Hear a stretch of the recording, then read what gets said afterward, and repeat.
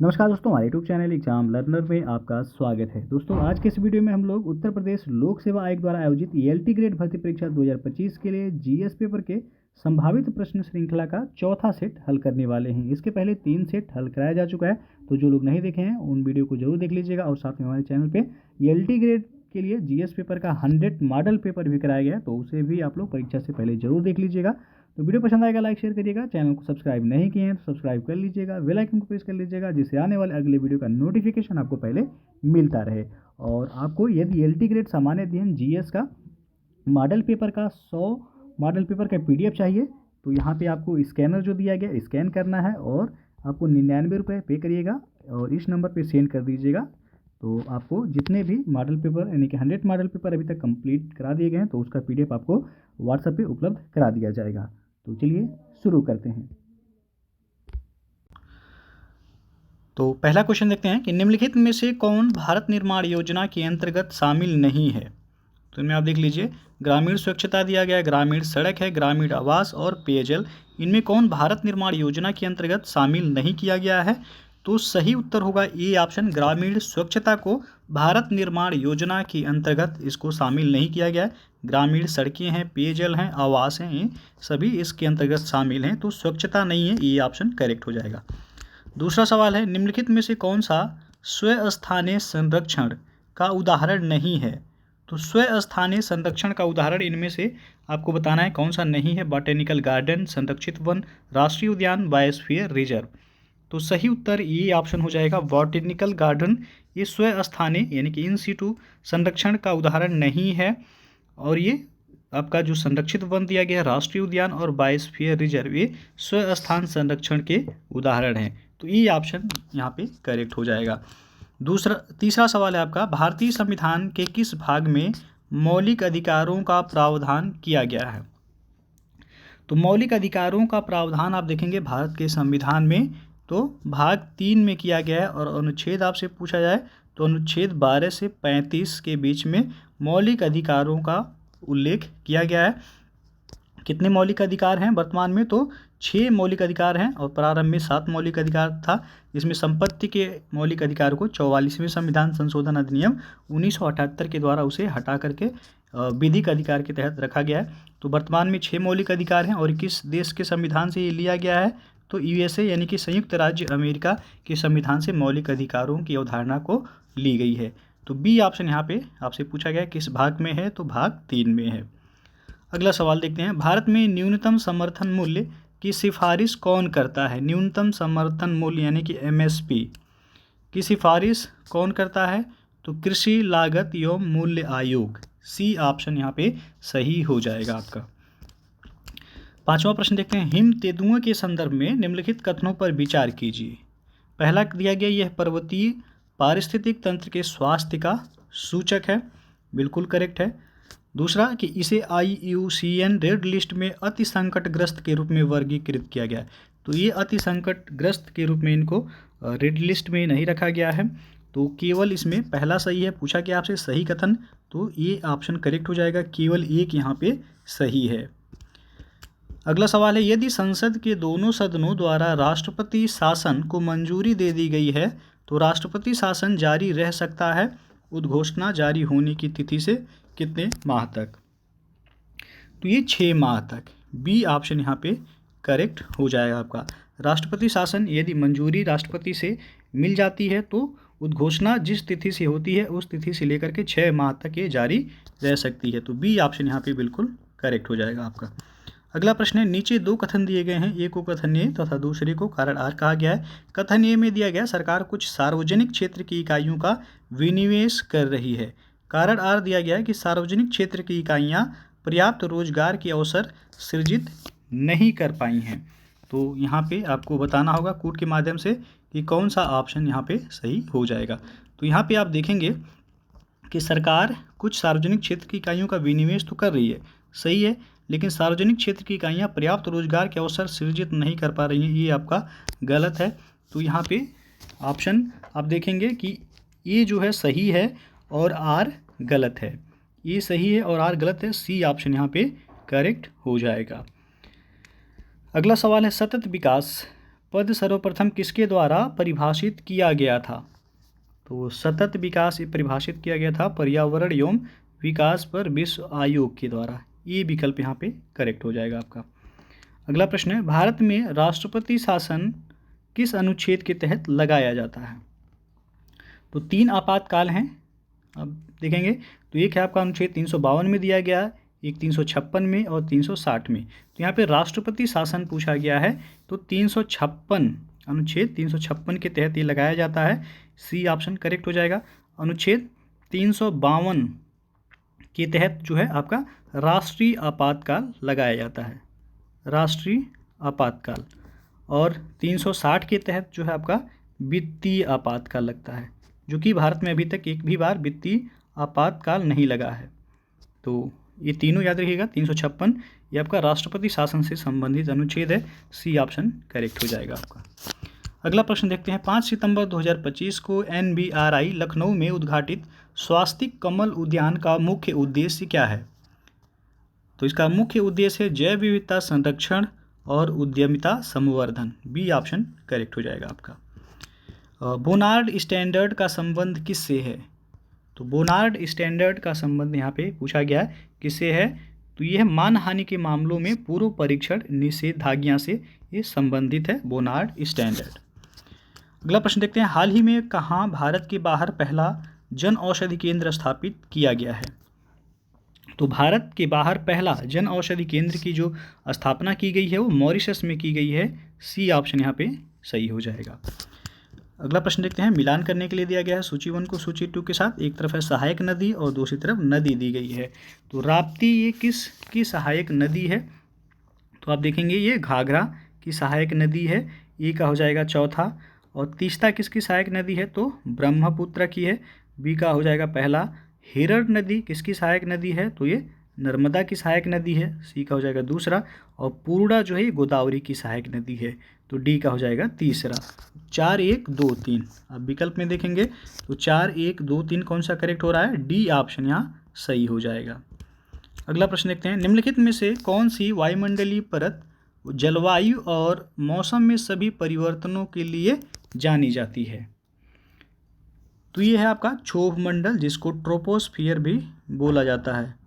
क्षोभ मंडल को ट्रोपोस्फियर भी बोला जाता है, जहाँ पे मौसम संबंधी घटनाएं होती हैं, जैसे कि आपका ओला पड़ना, ओलावृष्टि जिसको कह सकते हैं आप, कोहरा हो गया, वर्षा हो गया, ये सब इसी मंडल में होते हैं, यानी कि क्षोभ मंडल में।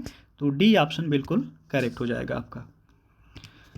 अगला सवाल देखते हैं, निम्नलिखित में से कौन सा युग्म सही सुमेलित नहीं है? तो इनमें आप देखेंगे 4 ऑप्शन है, इनमें से एक सही सुमेलित नहीं है। तो पहला जो दिया गया है फान, ये आपका आल्पस पर्वत सही हो जाएगा आपका। बोरा ये आपका यहाँ पे पोलैंड दिया गया, ये आपका गलत हो जाएगा। बोरा जो है एक शुष्क ठंडी पवन है, ये एड्रियाटिक सागर के तट पर चलती है और इटली का उत्तरी भाग इससे विशेष रूप से प्रभावित होता है। तो यहाँ पे इटली रहेगा या फिर एड्रियाटिक सागर दिया रहेगा, एड्रियाटिक सागर। तो आपका यहाँ पे इसका सही मिलान होता। तो दूसरा यहाँ पे सही सुमेलित नहीं है। मिस्ट्रल जो है राइन घाटी में बहने वाली हवा है, खमसीन जो है मिस्र में चलती है। तो बी ऑप्शन यहाँ पे सुमेलित नहीं है, बाकी सभी सुमेलित हैं। अगला सवाल देखते हैं, सूची 1 को सूची 2 के साथ यहाँ पे भी मिलान करना है। तो आप देखेंगे बुशमैन जनजाति कहाँ पे निवास करती है? तो बुशमैन जनजाति जो है ये आपका नामीबिया होगा। बुशमैन जनजाति कहाँ पे हो जाएगा? नामीबिया, ये का हो जाएगा दूसरा। उसके बाद आपका बद्दू दिया गया है, तो बद्दू जो है अरब यानी कि सऊदी अरब हो जाएगा, बी का हो जाएगा तीसरा। पिग्मी जनजाति, तो ये कांगो बेसिन क्षेत्र में निवास करने वाली जनजाति है, सी का हो जाएगा पहला। मसाई जनजाति केन्या पूर्वी अफ्रीका में निवास करने वाली जनजाति है, डी का हो जाएगा चौथा। 2 3 1 4। तो यहाँ पे जो बुशमैन है ये नामीबिया मुख्यतः कालाहारी क्षेत्र जो है वहाँ पे निवास करती है ये जनजाति। तो अब 2 3 1 4 देखेंगे किस ऑप्शन में होगा? तो 2 3 1 4 जो सही हो जाएगा, सी ऑप्शन करेक्ट हो जाएगा आपका। अगला प्रश्न है, निम्नलिखित युग्मों देश दिया गया और तेल क्षेत्र दिया गया में से कौन सा सही सुमेलित नहीं है? तो देश और तेल क्षेत्र आपका एक सही सुमेलित नहीं है, वो आपको बताना है इसमें कौन सा होगा। ईरान में हफ्त केल है, तेल क्षेत्र सही है। कुवैत में कासगन, ये आपका यहाँ पे गलत हो जाएगा। कासगन किस देश में है? तो ये कजाकिस्तान में है। कासगन किस देश में है? कजाकिस्तान में है ये कासगन, ना कि कुवैत में है। तो बी ऑप्शन यहाँ पे सुमेलित नहीं है। सऊदी अरब में धाहरन है। इराक का जो तेल क्षेत्र है वो है जुबैर। तो केवल यहाँ पे बी ऑप्शन सुमेलित नहीं है। कासगन ये कजाकिस्तान में एक विशाल तेल एवं गैस क्षेत्र है। यहाँ Kashagan oil and gas field refinery भी स्थित है। तो बी सुमेलित नहीं है, बाकी सभी सुमेलित हैं। आगे बढ़ते हैं। सूची 1 को सूची 2 के साथ यहाँ पे भी मिलान करना है। राज्य दिया गया और अणु शक्ति केंद्र दी गई है। तो गुजरात में कौन सा केंद्र है? काकरापार गुजरात में है, ये का हो जाएगा दूसरा। कर्नाटक में तो कैगा है, तो बी का हो जाएगा चौथा। और राजस्थान में रावत भाटा है, तो सी का हो जाएगा तीसरा। और उत्तर प्रदेश में नरौरा है जो कि बुलंदशहर में है, डी का हो जाएगा पहला। 2 4 3 1 विकल्प देखेंगे आप कौन सा करेक्ट हो रहा है, तो 2 4 3 1 सी ऑप्शन सही हो जाएगा। अगला प्रश्न है, नीचे 2 कथन दिए गए हैं, एक को अभिकथन ए तथा दूसरे को कारण आर कहा गया है। अभिकथन ए में दिया गया मानव शरीर अपने लिए सभी विटामिनों का संश्लेषण कर लेता है, ये आपका सही नहीं है।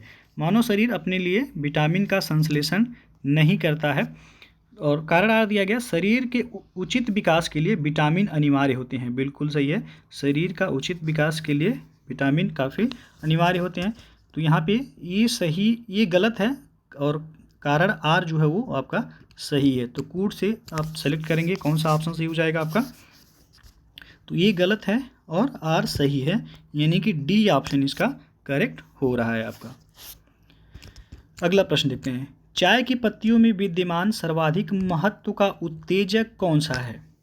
तो जो चाय की पत्तियों में और जो या कहवा के बीज में या कॉफ़ी के बीज में जो होता है कैफीन पाया जाता है, ये ऑप्शन यहाँ पे करेक्ट हो जाएगा। कैफीन ये मस्तिष्क को प्रभावित करने वाली उत्तेजक औषधि है। यह मुख्यतः कॉफ़ी के बीजों और चाय की पत्तियों से प्राप्त की जाती है, तो ये ऑप्शन करेक्ट हो जाएगा। अगला प्रश्न देखते हैं, निम्नलिखित में से कौन सुमेलित नहीं है? तो इनमें आप देख लीजिए, एक ऑप्शन सुमेलित नहीं है, वो कौन सा है? क्लोरोफिल मैग्नीशियम करेक्ट है। हीमोग्लोबिन आयरन में मिलता है, ये भी आपका करेक्ट है। खाने का नमक को सोडियम, ये भी आपका सही है। कपड़े धोने का सोडा पोटेशियम नहीं होता है। कपड़े धोने का जो सोडा होता है उसको सोडियम कार्बोनेट बोला जाता है। क्या बोला जाता है इसको? Sodium carbonate.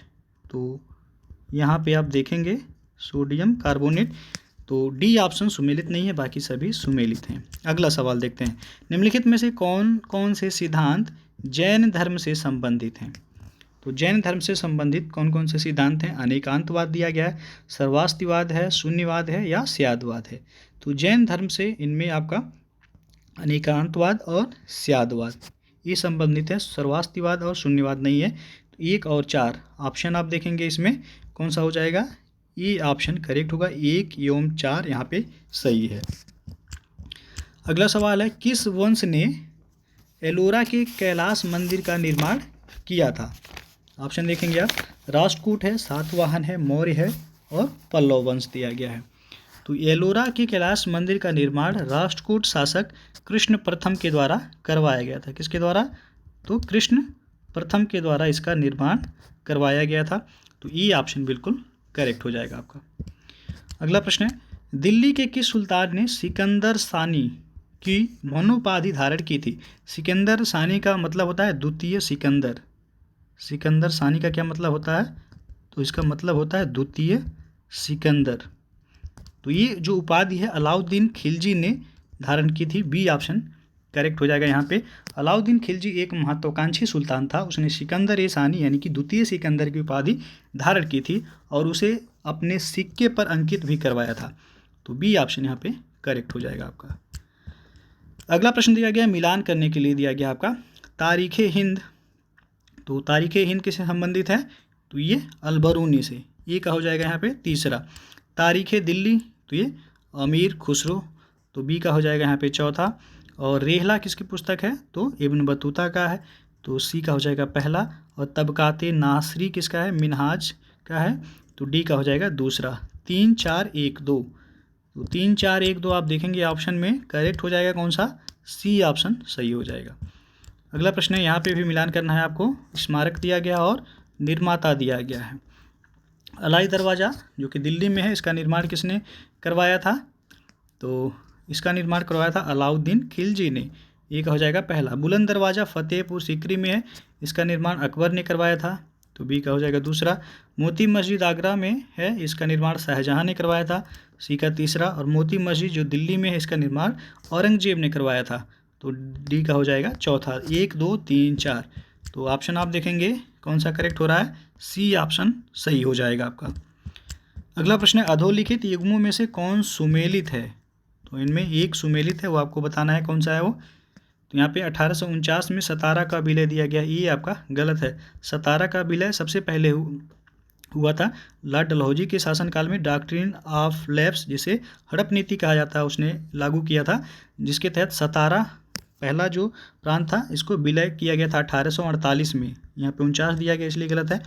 पंजाब का विलय 1848 में नहीं हुआ था, ये भी आपका गलत है। 1856 में अवध का विलय कुशासन का आरोप लगाकर किया गया था, ये आपका करेक्ट है, तो सही पूछा गया है सी ऑप्शन।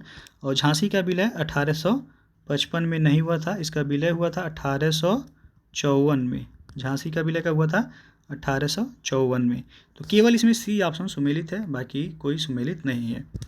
अगला प्रश्न देखते हैं, नेताओं की सूची उनके क्षेत्र की सूची 2 के साथ सुमेलित करना है। जो 1857 का विद्रोह हुआ था, उस समय जो नेतृत्व किए थे उनका नाम दिया गया है, और जहाँ से उन्होंने नेतृत्व किया था वो क्षेत्र दिया गया है।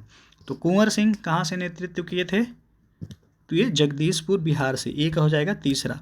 हजरत महल, तो इन्होंने लखनऊ से नेतृत्व किया था, बी का हो जाएगा चौथा। खान बहादुर, तो इन्होंने बरेली से, सी का हो जाएगा दूसरा।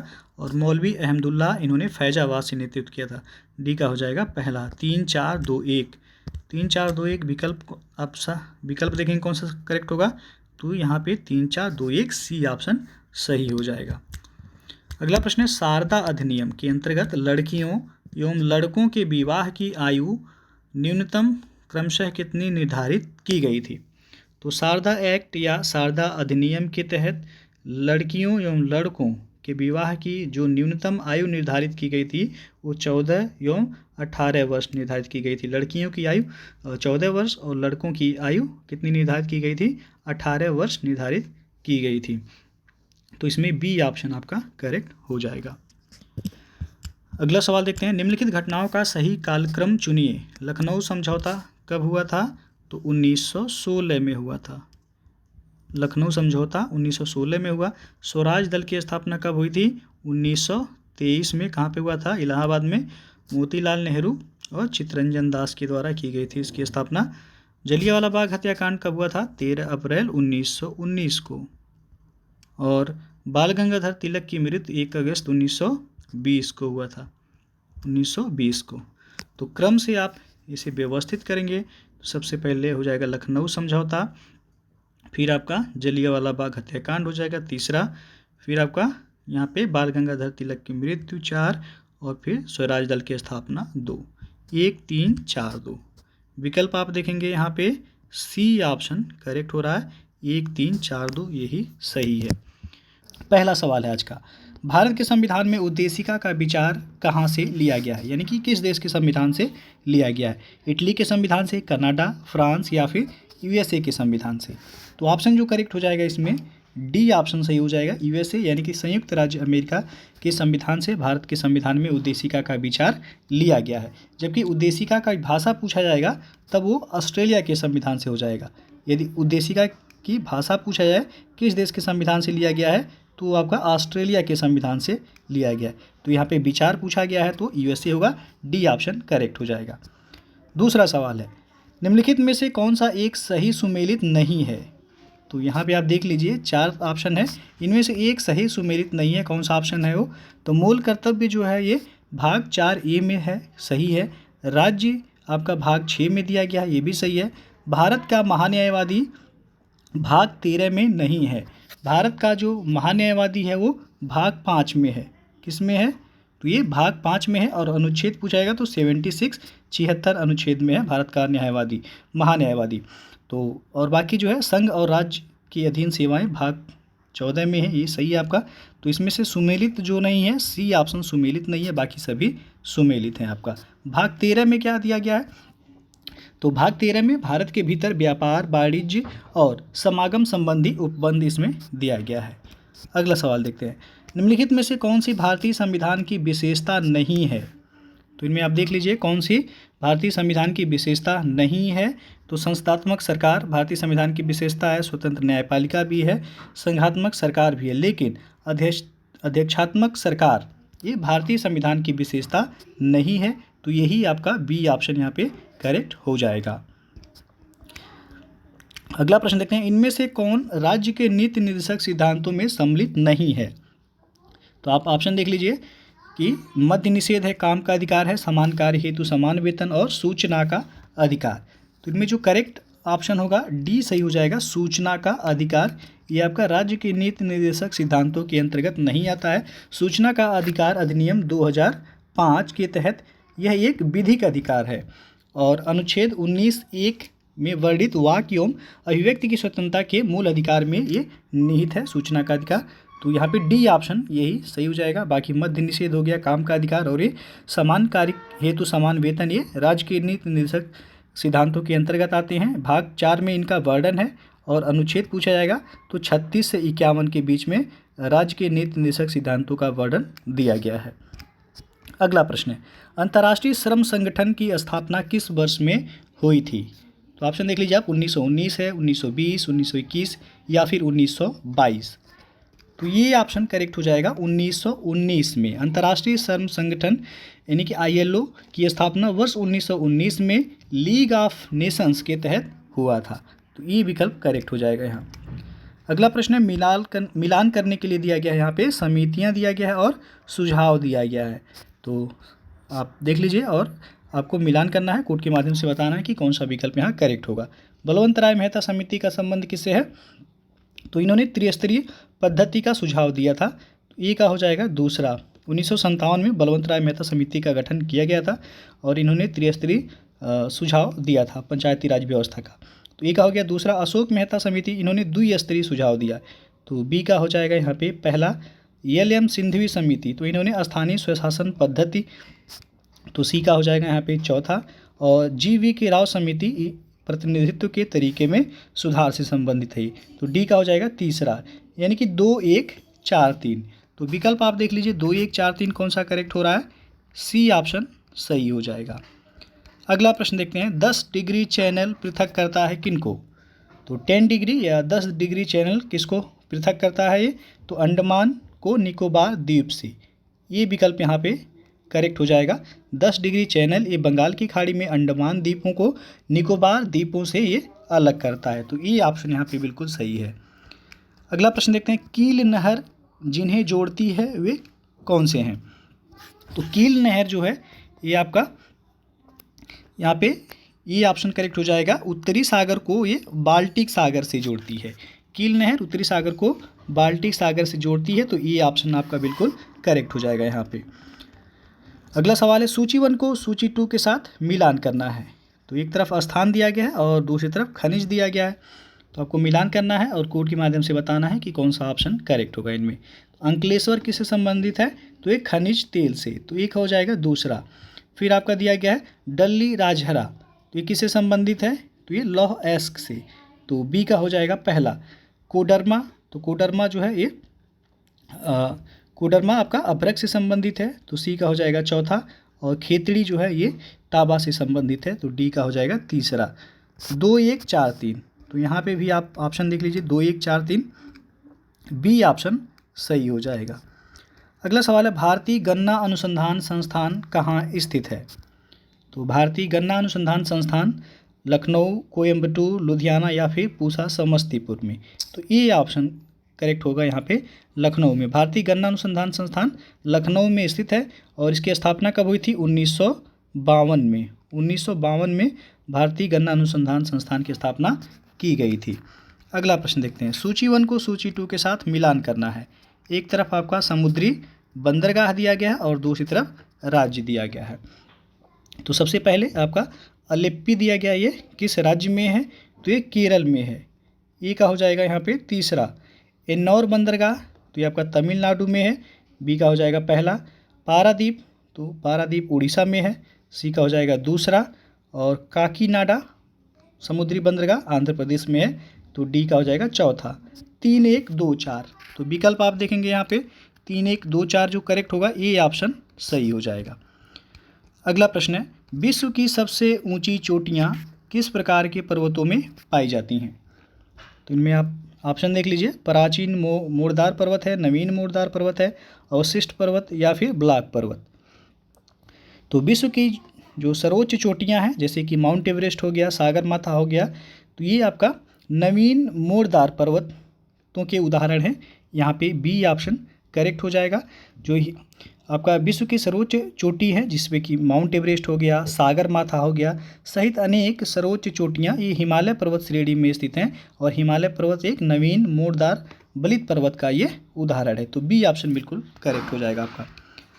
अगला प्रश्न है, निम्नलिखित में से कौन सा एक देश स्थलरुद्ध देश है? तो इनमें ऑप्शन देख लीजिए आप। सूरीनाम है, बोलीविया है, उरुग्वे है, पेरू है। कौन सा स्थलरुद्ध देश है इनमें से? तो बोलीविया, बी ऑप्शन यहाँ पे करेक्ट हो जाएगा। बोलीविया जो है ये दक्षिण अमेरिका में स्थित एक स्थलरुद्ध देश है। तो ये किस महाद्वीप में है? दक्षिण अमेरिकी महाद्वीप में है और एक स्थलरुद्ध देश है। अगला प्रश्न है, बृहत ज्वार आता है, तो बृहत ज्वार कब आता है? तो इनमें आप ऑप्शन जो देखेंगे जो करेक्ट होगा ये ऑप्शन, जब सूर्य, पृथ्वी तथा चंद्रमा एक सीधी रेखा में होते हैं उस समय बृहत ज्वार आता है। तो और जब सूर्य, पृथ्वी तथा चंद्रमा एक सीधी रेखा में होते हैं तो इस स्थिति को क्या बोला जाता है? तो सीजीगी कहा जाता है। इस स्थिति को सीजीगी, ये सवाल पूछा गया है कि जब सूर्य, पृथ्वी तथा चंद्रमा एक सीधी रेखा में होते हैं उस स्थिति को क्या बोला जाता है? सीजीगी भी बोला जाता है, यूती और बीयूती भी बोला जाता है। इसको यूती या फिर बीयूती भी बोला जाता है और ऐसी ही स्थिति में बृहत ज्वार आता है। तो ये ऑप्शन यहाँ पे बिल्कुल सही होगा। अगला सवाल है, निम्नलिखित में से कौन सा एक पादप हार्मोन है? तो इनमें आप ऑप्शन देख लीजिए, पादप हार्मोन कौन सा है? तो साइटोकाइनिन, बी ऑप्शन करेक्ट हो जाएगा। पादप हार्मोन पौधों में प्राकृतिक रूप से उत्पन्न होने वाले विशेष कार्बनिक यौगिक होते हैं और साइटोकाइनिन पादप हार्मोन का ही उदाहरण है। तो इसलिए बी ऑप्शन करेक्ट हो जाएगा। अगला प्रश्न है, हेपेटाइटिस रोग से मनुष्य शरीर का सीधा प्रभावित होने वाला अंग कौन सा है? हेपेटाइटिस रोग का पूछा गया है, मनुष्य के शरीर का कौन सा अंग सीधा प्रभावित होता है? तो वो है आपका यकृत यानी कि लीवर।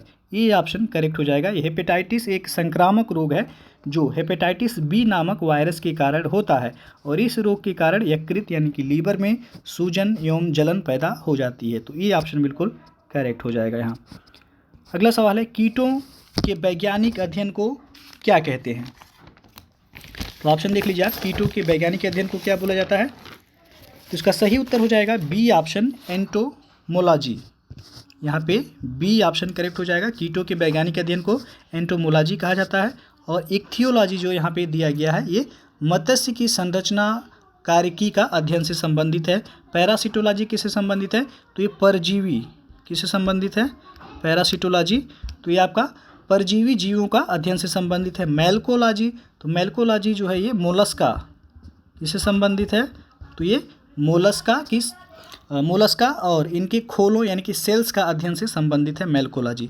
आपको जो सवाल है, कीटों के वैज्ञानिक अध्ययन को एंटोमोलॉजी कहा जाता है। अगला सवाल देखते हैं, कौन सी तरंगें शून्य में संचरण नहीं कर सकती हैं?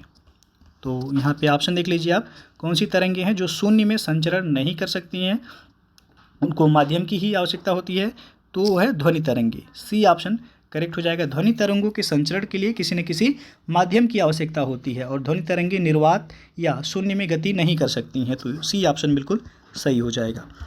अगला प्रश्न देखते हैं, ऑपरेशन ओलिविया से संबंधित निम्न कथनों पर विचार कीजिए। तो ये सवाल जो है पीसीएस में इस तरह का सवाल पूछा गया था, सेम नहीं था लेकिन आपका इसी तरह का सवाल था ऑपरेशन ओलिविया से। तो यह नवंबर से मई तक सालाना आयोजित किया जाने वाला भारतीय तटरक्षक बल यानी कि आईसीजी की एक महत्वपूर्ण पहल है।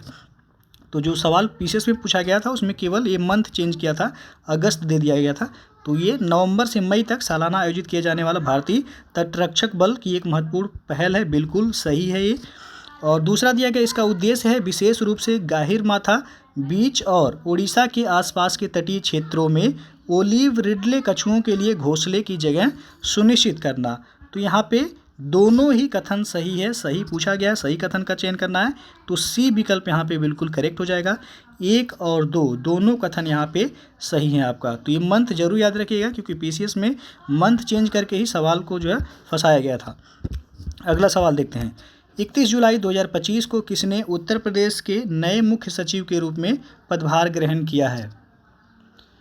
तो ऑप्शन जो करेक्ट हो जाएगा यहाँ पे ए ऑप्शन, शशि प्रकाश गोयल। उत्तर प्रदेश के नए मुख्य सचिव के रूप में शशि प्रकाश गोयल ने पदभार ग्रहण किया और इस पद पर उन्होंने किसका स्थान लिया? मनोज कुमार सिंह का स्थान लिया है। तो ए ऑप्शन यहाँ पे करेक्ट हो जाएगा। अगला प्रश्न है, अप्रैल 2025 में केंद्र सरकार ने किसे भारतीय रिजर्व बैंक यानी कि आरबीआई का नया डिप्टी गवर्नर नियुक्त किया गया? तो ये नियुक्त किया गया है पूनम गुप्ता को। सी ऑप्शन करेक्ट होगा यहाँ पे। केंद्र सरकार द्वारा पूनम गुप्ता को भारतीय रिजर्व बैंक यानी कि आरबीआई का नया डिप्टी गवर्नर नियुक्त किया गया और इस पद पर वह माइकल देवव्रत पात्रा की जगह लेंगी। तो सी ऑप्शन बिल्कुल करेक्ट हो जाएगा। अगला सवाल है, भारतीय कला में स्तूप, चैत्य और विहार का निर्माण निम्नलिखित में से किससे संबंधित है? तो ये संबंधित है बौद्ध धर्म से। स्तूप हो गया, चैत्य हो गया और विहार, इनका निर्माण जो है किससे संबंधित है? तो बौद्ध धर्म से संबंधित है। यहाँ पे सी ऑप्शन बिल्कुल सही हो जाएगा। अगला सवाल देखते हैं, निम्न में से कौन सी बराहमिहिर की रचना नहीं है? तो बराहमिहिर की रचना इनमें से पूछा गया कौन सा नहीं है? पंच सिद्धांतिका, ये आपका बराहमिहिर का है, बृहद संहिता भी है, बृहद जातक भी है। लेकिन अमरकोश, यहाँ पे डी ऑप्शन जो दिया गया, अमरकोश किसकी रचना है? तो ये अमर सिंह की रचना है। अमरकोश अमर सिंह की रचना है, ये बराहमिहिर की नहीं है। तो यही आपका डी ऑप्शन सही हो जाएगा यहाँ पे। अगला प्रश्न है, निम्नलिखित सल्तनत शासकों में से कौन अफगान मूल के थे? तो अफगान मूल के शासक पूछा गया है, कौन थे? तो लोदी वंश के शासक। डी ऑप्शन यहाँ पे करेक्ट हो जाएगा। लोदी वंश की स्थापना किसने की थी? तो बहलोल लोदी ने।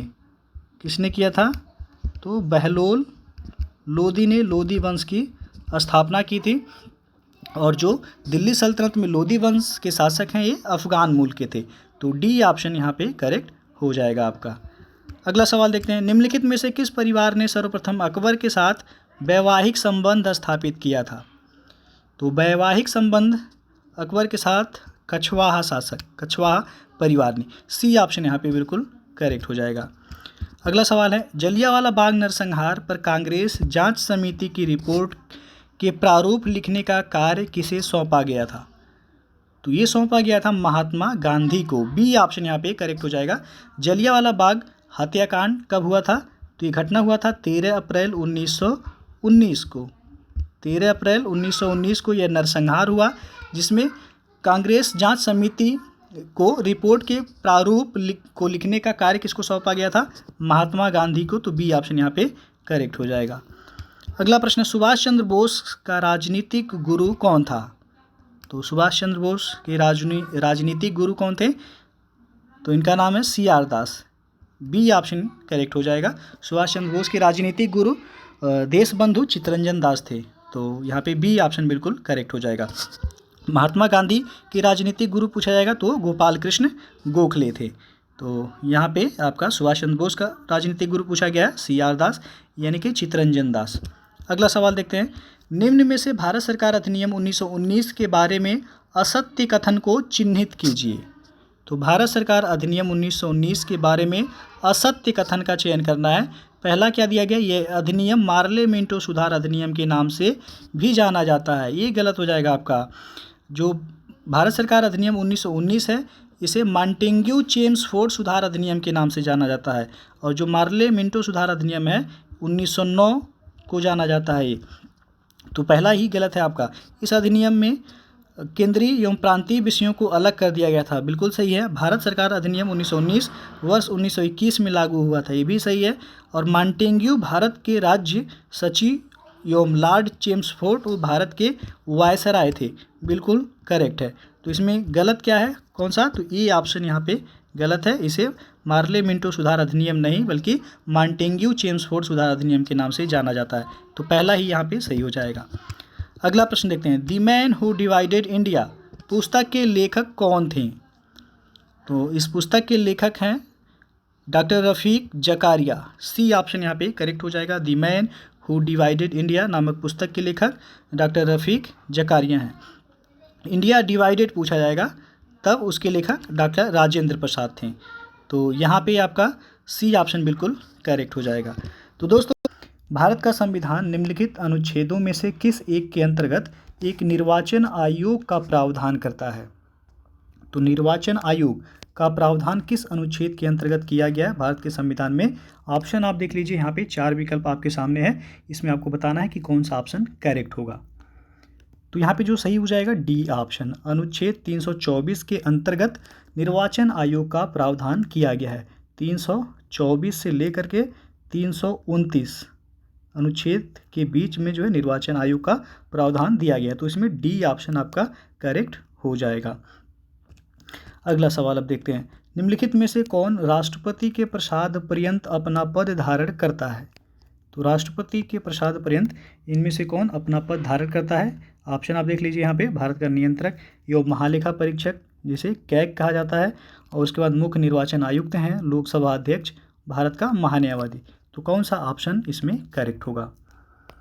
तो यहाँ पे जो सही होगा डी विकल्प से होगा, भारत का महान्यायवादी जिसको अटॉर्नी जनरल बोला जाता है। ये भारत सरकार को कानूनी विषयों पर सलाह देते हैं और ये भारत सरकार के प्रथम विधि अधिकारी भी कहलाते हैं। इनकी नियुक्ति राष्ट्रपति के द्वारा ही होती है और राष्ट्रपति के प्रसाद पर्यंत ये अपना पद धारण करते हैं। तो डी ऑप्शन करेक्ट हो जाएगा यहाँ पे। और इनका जो वर्णन है देखा जाए भारत के महान्यायवादी का, तो अनुच्छेद 76 में इनका वर्णन दिया गया है। तो डी ऑप्शन यहाँ पे बिल्कुल करेक्ट हो जाएगा आपका। अगला सवाल देखते हैं, भारतीय संविधान के किस अनुच्छेद में अनुसूचित जनजातियों के लिए राज्य की विधानसभा में सीटों के आरक्षण का प्रावधान किया गया है? अनुसूचित जनजाति यानी कि एसटी के लिए राज्य की विधानसभा में सीटों का आरक्षण का प्रावधान किस अनुच्छेद के अंतर्गत किया गया है? ऑप्शन आप देख लीजिए यहाँ पे, तो बी ऑप्शन यहाँ करेक्ट हो जाएगा। अनुच्छेद 332 के तहत राज्यों की विधानसभाओं में एससी और एसटी यानी कि अनुसूचित जाति और अनुसूचित जनजाति के लिए सीटों के आरक्षण हेतु प्रावधान दिया गया है। तो बी ऑप्शन यहाँ पे करेक्ट हो जाएगा।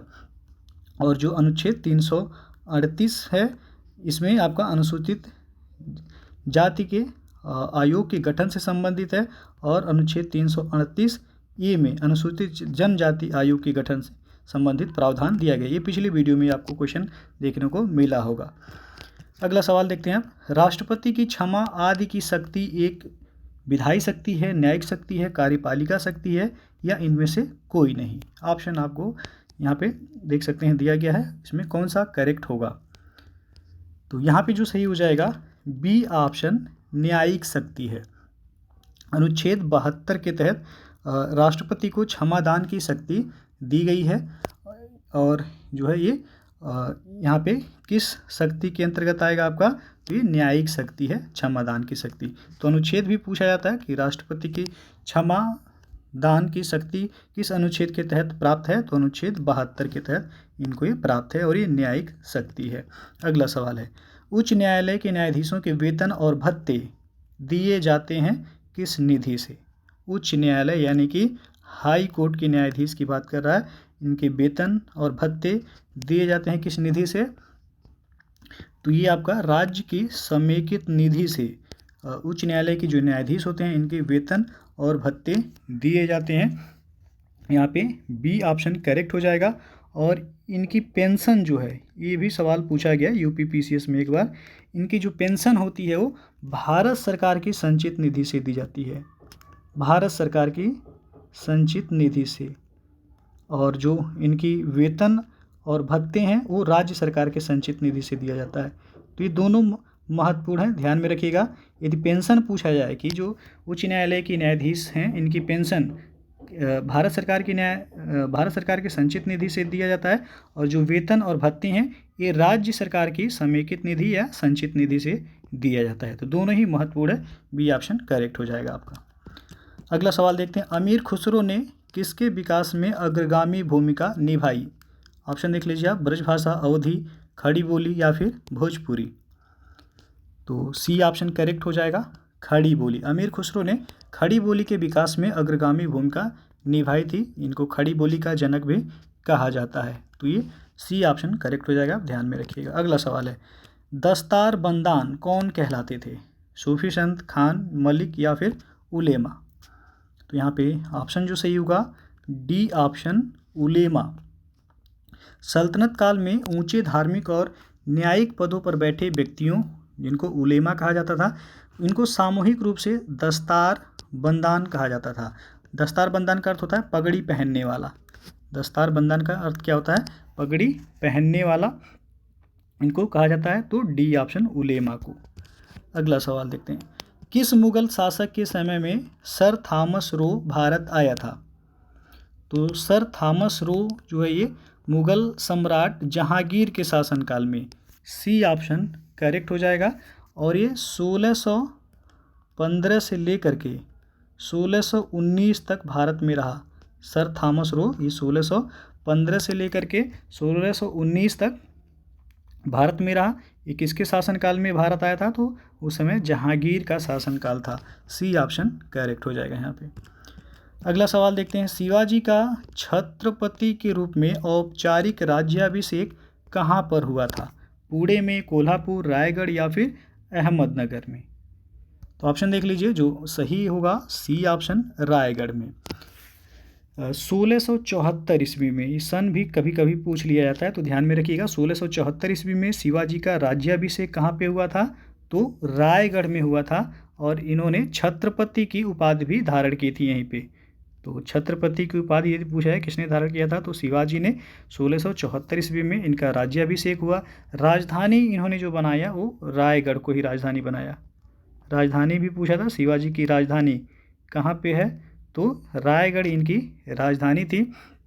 और इनके गुरु का नाम पूछा जाता है रामदास। शिवाजी के गुरु का नाम क्या था? तो रामदास इनके गुरु का नाम था। तो ये यहाँ पे सी ऑप्शन से हो जाएगा, रायगढ़ में इनका राज्याभिषेक हुआ था। राजधानी भी इन्होंने रायगढ़ को ही बनाई थी। अगला सवाल देखते हैं, किस गवर्नर जनरल ने भारत में अस्थायी भू राजस्व व्यवस्था स्थापित की थी? तो ये थे लॉर्ड कॉर्नवालिस। सी ऑप्शन यहाँ पे करेक्ट हो जाएगा। लॉर्ड कॉर्नवालिस ने 1793 ईस्वी में भू राजस्व की अस्थायी बंदोबस्त प्रणाली शुरू की थी। तो लॉर्ड कॉर्नवालिस ने शुरू की थी, यहाँ पे सी ऑप्शन करेक्ट हो जाएगा, सन 1793 में। अगला सवाल देखते हैं, हिमालय की ऊंची चोटी कंचनजंगा कहाँ स्थित है? तो कंचनजंगा ये आपका भारत के सिक्किम राज्य में भी है, और इसका विस्तार नेपाल में भी देखने को मिलता है। तो इन ऑप्शन में जो आप ये सवाल जो दिया गया है इसमें दो ऑप्शन करेक्ट होगा, बी और सी, बोथ ऑप्शन यहाँ पे करेक्ट हो जाएगा। क्योंकि नेपाल में भी सिक्किम जो कंचनजंगा है ये इसकी ऊंची चोटी मिलती है, और सिक्किम में भी। तो कंचनजंगा की ऊंचाई पूछा जाता है 8598 मीटर। K2 के बाद इसका दूसरा स्थान आता है। जो भारत की सबसे ऊंची चोटी है वो है K2 गाडविन ऑस्टिन। ये भारत की सर्वोच्च चोटी है, पर्वत चोटी। K2 की जो ऊंचाई है वो 8611 मीटर इसकी ऊंचाई है, 8611 मीटर। और जो कंचनजंगा है इसकी ऊंचाई 8598 मीटर है। तो इसकी स्थिति पूछा गया है, सिक्किम, भारत के सिक्किम राज्य में है, और यहाँ पे नेपाल में भी इसकी स्थिति देखने को मिलती है। तो बोथ ऑप्शन यहाँ पे करेक्ट होगा, नेपाल और सिक्किम। तो ऑप्शन जो है जिस हिसाब से आएगा उस हिसाब से करेक्ट करेंगे। इसमें सिक्किम केवल रहेगा तो सिक्किम को आप सही करेंगे, नेपाल केवल रहेगा तो अगली बार जो परीक्षा में सवाल इस तरह का बनेगा तो कोई एक ही ऑप्शन इनमें से रहेगा। अगला सवाल अब देखते हैं, सूची 1 को सूची 2 के साथ यहाँ पे मिलान करना है और कोड के माध्यम से बताना है कि कौन सा ऑप्शन करेक्ट हो जाएगा। पहाड़ी दर्रा दिया गया है और राज्य दिया गया है कि कौन सा दर्रा किस राज्य में स्थित है। तो बनिहाल दर्रा किस राज्य में है? जम्मू कश्मीर में है। ये का हो जाएगा दूसरा। जम्मू कश्मीर राज्य नहीं, केंद्र शासित प्रदेश है, ये ध्यान में रखिएगा, केंद्र शासित प्रदेश है ये। तो बनिहाल दर्रा जो है ये जम्मू कश्मीर में है, ये का हो जाएगा दूसरा। नाथुला दर्रा सिक्किम राज्य में है, महत्वपूर्ण है, हमेशा पूछा जाता है नाथुला दर्रा से सवाल, तो बी का हो जाएगा तीसरा। और नीति दर्रा उत्तराखंड में है, नीति, माना, लिपुलेख ये उत्तराखंड के दर्रे हैं, सी का हो जाएगा यहाँ पे चौथा। सिपकिला दर्रा हिमाचल प्रदेश का है, तो डी का हो जाएगा पहला। 2 3 4 1, तो जिस ऑप्शन में होगा वो करेक्ट हो जाएगा। 2 3 4 1 देख लीजिए, बी ऑप्शन यहाँ पे सही हो रहा है। अगला प्रश्न है, निम्नलिखित युग्मों पर विचार कीजिए। एक तरफ दिया गया प्रसिद्ध स्थान और दूसरी तरफ नदी दी गई है, इनकी कौन सा स्थान किस नदी के किनारे ये स्थित है। तो उपयुक्त में से कौन सा युग्म सही सुमेलित है ये आपको बताना है। पहला दिया गया पंढरपुर चंद्रभागा नदी के किनारे, तो पंढरपुर जो है ये आपका महाराष्ट्र में है। किस राज्य में पड़ेगा ये? पंढरपुर तो महाराष्ट्र राज्य में है ये, और ये चंद्रभागा नदी के किनारे स्थित है। चंद्रभागा नदी का एक और नाम है भीमा नदी, इसको बोला जाता है भीमा नदी। तो यहाँ जो है भगवान विट्ठल और रुक्मिणी का मंदिर है, तो ये आपका बिल्कुल करेक्ट है। पंढरपुर महाराष्ट्र में है और ये चंद्रभागा नदी के तट पर स्थित है। तिरुचिरापल्ली किस राज्य में है? तो ये तमिलनाडु में है। किस राज्य में है? तो ये आपका तमिलनाडु में है और एक कावेरी नदी के किनारे स्थित है, और यहाँ पे भगवान विष्णु का मंदिर है। और ये जो भगवान विष्णु का मंदिर है वो श्री रंगनाथ स्वामी मंदिर। कौन सा मंदिर है? तो श्री रंगनाथ स्वामी मंदिर है, यहाँ पे रंगनाथ स्वामी मंदिर है यहाँ पे। और हम्पी जो है ये आपका मालप्रभा यहाँ पे दिया गया है, तो मालप्रभा नहीं है, हम्पी कहाँ पे है, किस राज्य में? तो कर्नाटक में है। हम्पी का नाम आप लोगों ने सुना होगा, किस राज्य में है? तो ये कर्नाटक राज्य में है। और ये मालप्रभा नहीं, तुंगभद्रा नदी के किनारे। कौन सी नदी के किनारे? तो तुंगभद्रा नदी के किनारे ये स्थित है। और यहाँ पे जो है ये विजयनगर साम्राज्य की राजधानी भी रही हम्पी, और यहाँ पे जो है ये स्मारकों के लिए काफ़ी प्रसिद्ध है हम्पी। तो तीसरा जो है यहाँ पे मिलान गलत है, तीसरा गलत है, पहला दूसरा सही है। तो केवल 1 और 2 यहाँ पे जो सही होगा ये ऑप्शन करेक्ट हो जाएगा। केवल 1 2 सही है, तीसरा गलत है। हम्पी कर्नाटक राज्य में है, ये तुंगभद्रा नदी के किनारे है, यहाँ पे मालप्रभा दिया गया इसलिए गलत हो जाएगा। और हम्पी जो है विजयनगर साम्राज्य की राजधानी है और ये विभिन्न स्मारकों के लिए भी काफ़ी प्रसिद्ध है, तो यहाँ पे ये ऑप्शन करेक्ट हो जाएगा। अगला सवाल देखते हैं, मार्मुगाओ पत्तन स्थित है। तो मार्मुगाओ जो पत्तन है ये गोवा राज्य में है, सी ऑप्शन यहाँ पे करेक्ट हो जाएगा। ये किस नदी के किनारे है? तो ये जुआरी नदी, जुआरी नदी ध्यान में रखिएगा, किस नदी के किनारे है? जुआरी नदी के किनारे, जुआरी नदी के मुहाने पर ये गोवा राज्य में स्थित है मार्मुगाओ पत्तन, तो सी ऑप्शन यहाँ पे करेक्ट हो जाएगा आपका। अगला प्रश्न देखते हैं, निम्नलिखित युग्मों में से कौन सा सुमेलित नहीं है। तो यहाँ पे आप देखेंगे पहला कि सौरमंडल का सबसे बड़ा ग्रह कौन सा है? बृहस्पति है, सही है। सौरमंडल का सबसे छोटा ग्रह बुध है, ये भी करेक्ट है। सौरमंडल का सर्वाधिक चमकीला ग्रह जो है शुक्र है, इसे सांझ का तारा, भोर का तारा भी कहा जाता है शुक्र ग्रह को, और सर्वाधिक चमकीला ग्रह भी है शुक्र ग्रह। सौरमंडल का मंदतम गति वाला ग्रह मंगल नहीं है। सौरमंडल का सबसे जो मंदतम यानी कि कम गति जिसकी है वो वरुण है, ना कि मंगल, तो यही आपका यहाँ पे गलत हो जाएगा, सुमेलित नहीं है, डी ऑप्शन। और कुल सौरमंडल में कितने ग्रह हैं? 8 ग्रह हैं, 8 ग्रह हैं, जिनमें वरुण जो है सबसे दूर स्थित है और इसकी जो परिक्रमण गति भी है वो सबसे कम है, तो यही आपका मिलान गलत है, बाकी सभी सही सुमेलित हैं। अगला सवाल देखते हैं, निम्नलिखित में से कौन सा एक युग्म सुमेलित नहीं है। तो यहाँ भी आपको देखना है, एक तरफ दिया गया देश और राजधानी दी गई है, तो कौन सा सुमेलित नहीं है यहाँ पे उसको बताना है आपको। तो देख लीजिए आप, जॉर्डन की जो राजधानी दी गई है अम्मान, ये आपका यहाँ पे करेक्ट है। तजाकिस्तान की राजधानी बिश्केक दी गई है, ये आपका गलत है यहाँ पे। उलान बटोर मंगोलिया की राजधानी है, करेक्ट है। और यमन की राजधानी साना या सनाइया है, ये भी आपका करेक्ट है। तो यहाँ पे जो गलत है वो आप देख सकते हैं, जो किर्गिस्तान की राजधानी है वो है बिश्केक। तो ये आपका जो है, बाकी जॉर्डन की राजधानी अमान है। तजाकिस्तान की जो राजधानी है वो है दुशांबे। तजाकिस्तान की राजधानी क्या है? दुशांबे है। मंगोलिया की उलान बटोर आप लोगों ने देखा ही सही है।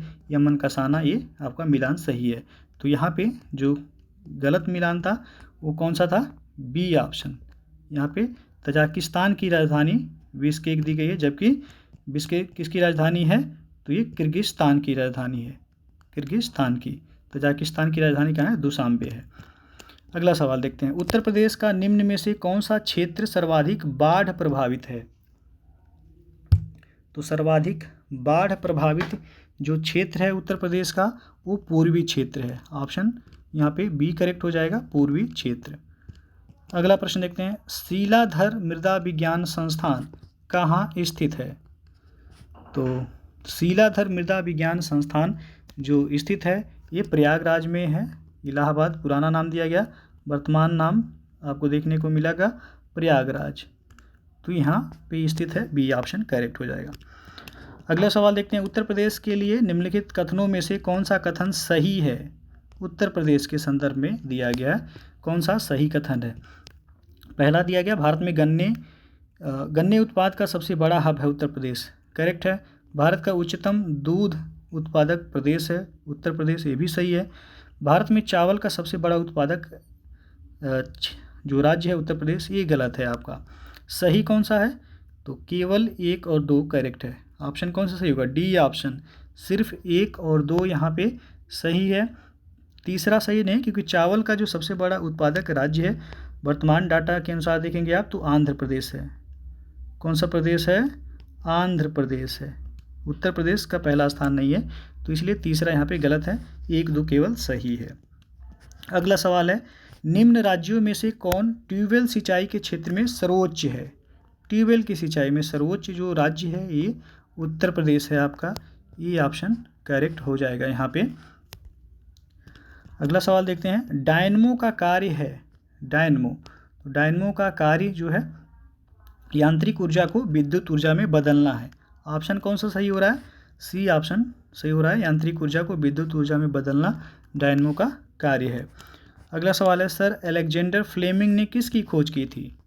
इंपॉर्टेंट क्वेश्चन है, कई बार ये सवाल पीसीएस एग्जाम में भी पूछा गया है। तो सर अलेक्जेंडर फ्लेमिंग ने पेनिसिलिन की खोज की थी, ये ऑप्शन यहाँ पे करेक्ट हो जाएगा। पेडोलॉजी निम्न वैज्ञानिक अध्ययन से संबंधित है, तो पेडोलॉजी के अंतर्गत किसका अध्ययन किया जाता है?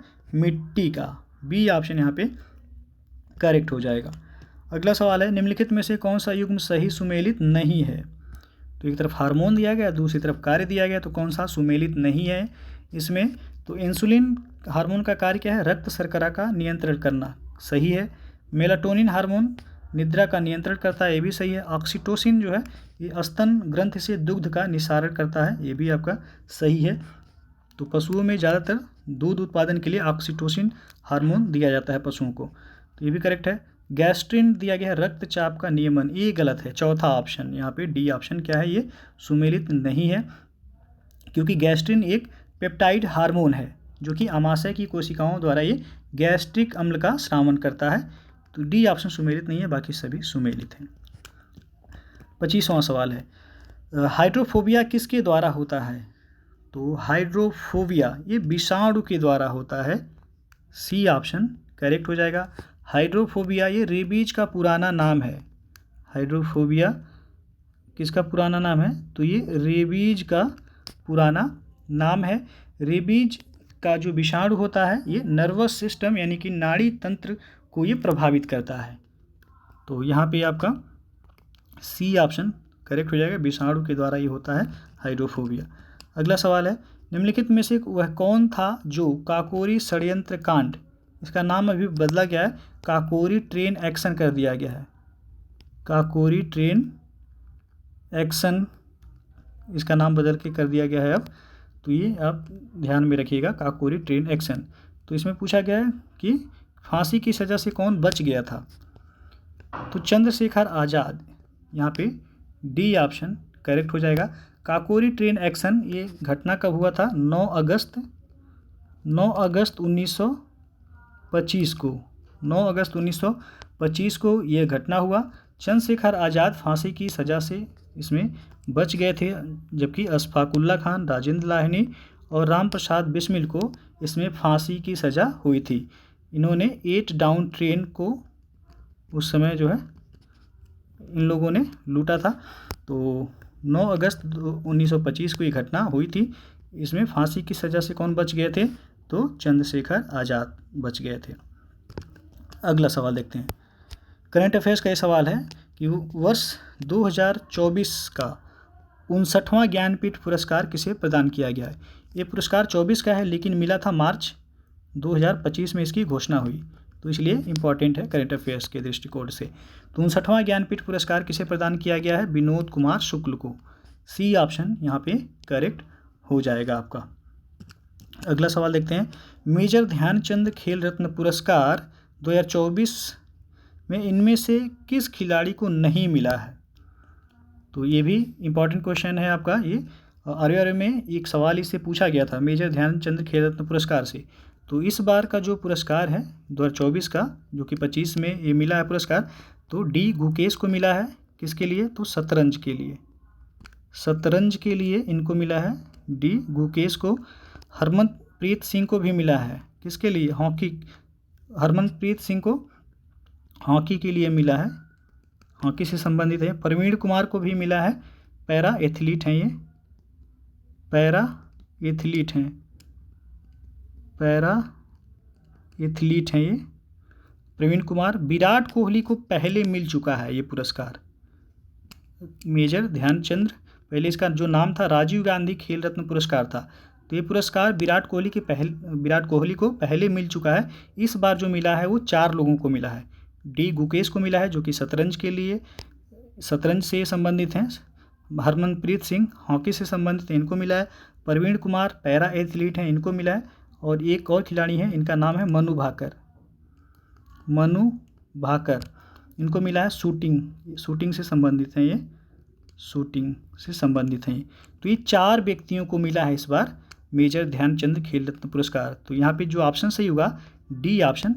इस वर्ष विराट कोहली को नहीं मिला है, इनको पहले मिल चुका है ये पुरस्कार। तो ये चारों लोगों का नाम याद रखिएगा, किसी से भी सवाल बन सकता है। अगला सवाल देखते हैं। हाल ही में दुनिया की सबसे मूल्यवान कंपनी कौन बनी है? तो ये भी इम्पोर्टेंट क्वेश्चन है आपका। तो हाल ही में दुनिया की जो सबसे मूल्यवान इनकी ब्रांड कंपनी बनी है वो है एनवीडिया। सी ऑप्शन यहाँ पे करेक्ट हो जाएगा। और ये माइक्रोसॉफ्ट को पीछे छोड़ करके सबसे मूल्यवान कंपनी बनी है एनवीडिया। और अंतिम सवाल है आज का कि वर्ष 2025-26 के लिए धान का न्यूनतम समर्थन मूल्य यानी कि एमएसपी कितना रुपये प्रति क्विंटल निर्धारित किया गया है? तो धान का जो न्यूनतम समर्थन मूल्य यानी कि एमएसपी 2025-26 के लिए निर्धारित किया गया है वो 2369 रुपये है। ये ऑप्शन यहाँ पे करेक्ट हो जाएगा। यही 2024-25 में कितना था? 2024-25 में जो एमएसपी था इसका धान का वो 2300 रुपये था। कितना था? 2300 रुपये था। इस बार 2369 किया गया, यानी कि 69 रुपये की वृद्धि आपको देखने को मिली है।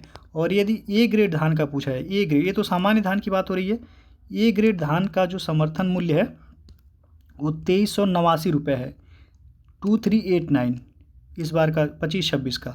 तो ए ग्रेड धान का पूछा जाए न्यूनतम समर्थन मूल्य कितना है तो 2389 रुपये है। और सामान्य धान का समर्थन मूल्य कितना रखा गया है तो 2369 रुपये रखा गया है। और 2024-25 में जो एमएसपी था धान का वो 2300 रुपये था, इस बार 69 रुपये की वृद्धि हुई है। तो ये ऑप्शन यहाँ पे करेक्ट हो जाएगा आपका। तो दोस्तों ये था